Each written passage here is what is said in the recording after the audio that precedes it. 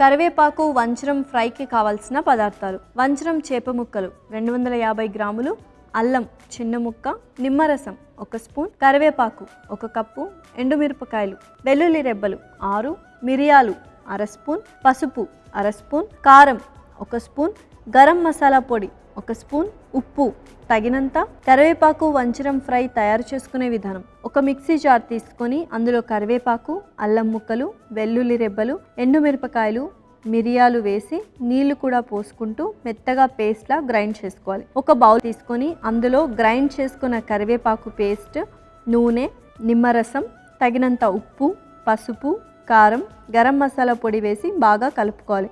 తర్వాత చేప ముక్కలను కరివేపాకు మిశ్రమంలో వేసి మ్యారినేట్ చేసుకొని పక్కన పెట్టుకోవాలి.